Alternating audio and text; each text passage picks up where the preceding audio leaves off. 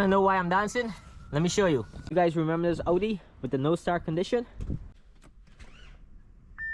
You hear that? It attempted to start and then just a click coming from the starter.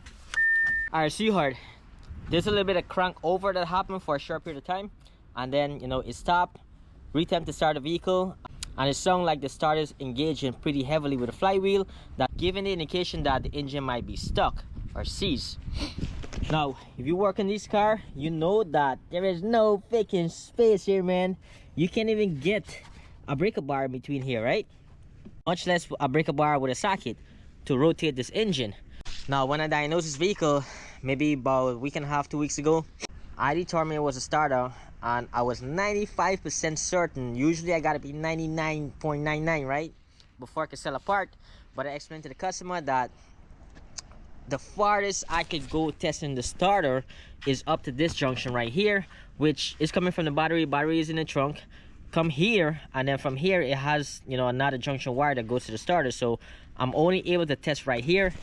Not usually the way I test my starter, so I couldn't be 99.99% sure it was the starter, right? Not a job that I wanted to do on the street. Do the starter on this car, it's it's a lot, right? You got to drop the subframe just to get out the engine mount, and once you get out the engine mount, there's another bracket there that's covered in the starter, so it's a lot. Told the customer that I would recommend him to the dealership. We tried to get an estimate from the dealership, could not get an estimate. Did not disclosing the price for the labor whatsoever. Still can't get an estimate from the dealership.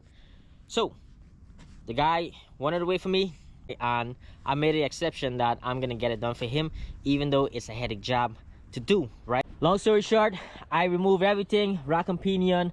There's two subframe here, right? There's a subframe and then there's a main subframe, just to get the engine mount out of here. Once you get the engine mount, like I said, there's another bracket here, and once you remove that bracket, that starter is placed right here. Mind you, when I attempted to start a vehicle, it sounded like the engine is stuck. So once I have access to the starter now, I was able to test the starter the way I usually do. So powering wrong at the starter, manually jump the starter, and I noticed that the battery voltage with my jumper pack at the starter was dropping from 12.6 to like 6 volt or 7 volts, somewhere around the area. So that's pretty low. That is telling me that there's a high amperage draw. Now this amperage draw could come from two ways. One, either the starter's bad internally, right? Or two, we really do have a stuck engine, and because of the fact that the starter is not turning, the contact point remain at each other, negative and positive inside the starter, and that would cause a high amperage draw. Couldn't measure the amperage, but I could tell from the voltage drop. Now that I got the starter out, I was able to turn the flywheel a full 360 degree, and I didn't felt any binding whatsoever from the flywheel, right? So I know my engine and transmission is good. Now the real reason I was dancing, let me show you. I got the starter on the, not a workbench, on my truck, but I got the starter here, bench testing the starter, right? This jumper pack is pretty good, 12.8 volt, fully charged. While I'm bench testing the starter, I'm also measuring my voltage, and look what I have here, 5.9 volt. Can you believe that shit? With no load on the starter. So definitely no, I'm not 99.99% sure that it's my starter. I'm 100% sure it's the starter. I have data to prove that out. No load on the starter, and I'm able to drop 5.9 volt from 12.8. That is a problem.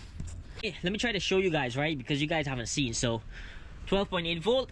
Let me see if I can position this in a way you guys can see. Shit. Anyway, 12.8 volt. Look at this, right? 5.6. What happened? I'm still connected to the starter, and it stopped. You see? Oh, she's smoking. So she is definitely short internally. That's why I was dancing, because I'm 99% sure it's, because I'm 100% sure it's a starter.